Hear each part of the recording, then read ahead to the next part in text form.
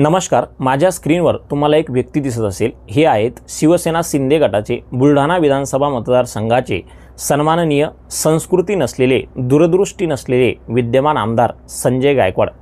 हे महाराष्ट्रामध्ये कायम कुठल्या ना कुठल्या खालच्या पातळीच्या कामावरून चर्चेत असतात. कधी हे संजय गायकवाड त्या ठिकाणी राहुल गांधींची जीभ छाटणाऱ्याला मी 11 लाख रुपयाचं बक्षीस देतो अशा घोषणा करतात.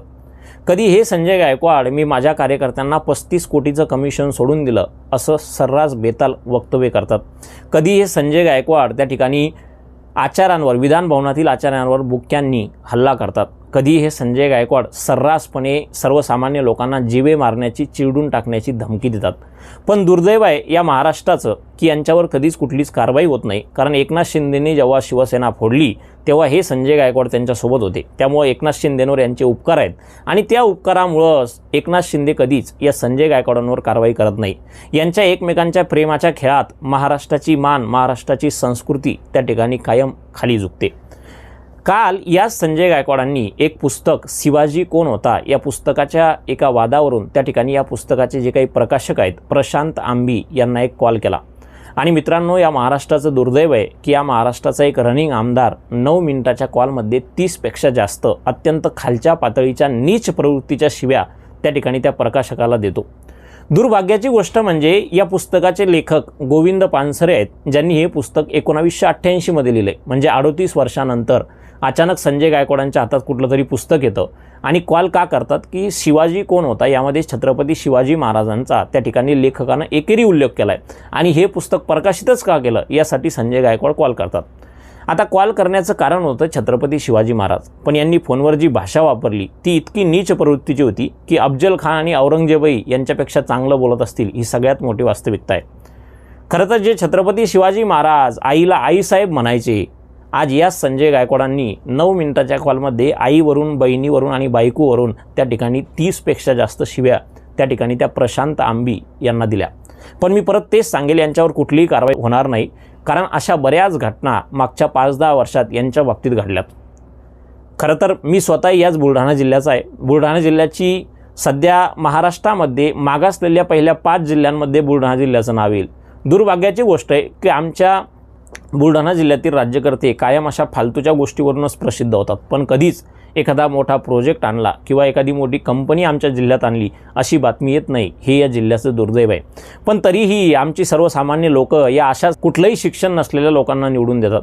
त्यामुळं मी कायम म्हणतो की धन्य ते मतदार जे अशा लोकांना निवडून देतात, ज्यांना ना संस्कृती आहे, ना दूरदृष्टी आहे आणि भविष्यात नेमकं युवकांना कसं घडवायचं, त्यांच्यासाठी काय करायचं याबद्दल कुठलीही कल्पना नाही.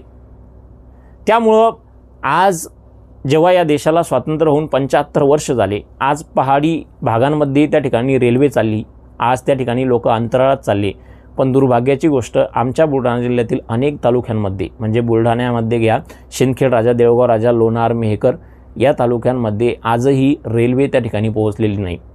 आजही या भागांमध्ये लोकांना रेल्वेमध्ये बसण्यासाठी 100 किलोमीटर बसने प्रवास करावा लागतो आणि त्यानंतर लोक रेल्वेत बसू शकतात. पण या मुद्द्यांवर या राज्यामध्ये कधीच चर्चा होत नाही. बुलढाणा जिल्ह्यामध्ये कुठलाही मोठा प्रोजेक्ट नाही, कुठलीही मोठी कंपनी नाही, कुठलंही मोठं कॉलेज नाही. पण आमचे आमदार चर्चेत कशामुळे असतात तर कोणाला तरी शिव्या देण्यावरून, कोणाला तरी कापण्याची भाषा केल्यावरून किंवा कमिशन दिल्यावरून.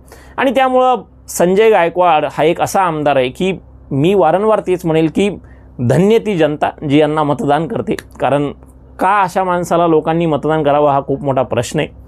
आणि भारत स्वतंत्र होऊन 75 वर्षांनी अशा माणसाला लोक मतदान करताय ही खरंच एक राज्य म्हणून, एक जिल्हा म्हणून खरंच खूप खेदाची बाब आहे. बुलढाणा विधानसभा मतदारसंघातील जे लोक हा व्हिडिओ बघत असतील त्यांना माझा खरंच प्रश्न आहे की अशा व्यक्तीला, ज्याला कुठलीही संस्कृती नाही, त्याला काय म्हणून सर्वसामान्य लोक मतदान करतात. त्यामुळं संजय गायकवाड यांचं वारंवार होत असलेलं असं नीच प्रवृत्तीचं काम जे महाराष्ट्राच्या संस्कृतीला तर कायम खाली वाकवतंच, पण बुलढाणा जिल्ह्याची मान कायम त्या ठिकाणी खाली करतं. या संजय गायकवाडांच्या वक्तव्याबद्दल तुम्हाला काय वाटतं मला कमेंटमध्ये नक्की सांगा. एकनाथ शिंदे नेमक्या संजय गायकवाडांवर कधीच कारवाई का करत नाही याबद्दलही तुमचं जे काही मत असेल ते मला कमेंटमध्ये सांगा. आणि या राज्याचे गृहमंत्री देवेंद्र फडणवीस यांच्या हातात जे गृहमंत्रीपद आहे यांच्या काळात कुठेतरी कायदा सुव्यवस्था कुठेतरी गहाण ठेवली की काय हा खूप मोठा प्रश्न आहे. कारण पदावर बसलेला एक आमदार कुणाला तरी फोनवर जीवे मारण्याची धमकी देतो, पण त्याच्यावर काहीच कारवाई होत नाही आणि ते माफी मागतील असं सांगितलं जातं. हे दुर्दैव या महाराष्ट्राचं आहे. त्यामुळं एकनाथ शिंदे साहेब, देवेंद्र फडणवीस साहेब यांनाही माझी विनंती आहे की अशा लोकांना वेळेत आवर घाला, कारण हा एक व्यक्ती नाही तर महाराष्ट्राच्या अनेक तरुणांचं भविष्य बिघडवणाऱ्या हे काही प्रवृत्ती आहेत, कारण यांच्यामुळं अनेक लोक त्या ठिकाणी यांना बघून भविष्यात असे चुकीचे कृत्य करू शकतात। त्यामुळं किमान अशा लोकांना एकतर यांची आमदारकी रद्द करा किंवा यांना वेळेत आवर घाला, तरच त्या ठिकाणी एक सुसंस्कृत महाराष्ट्र भविष्यात बनून राहील।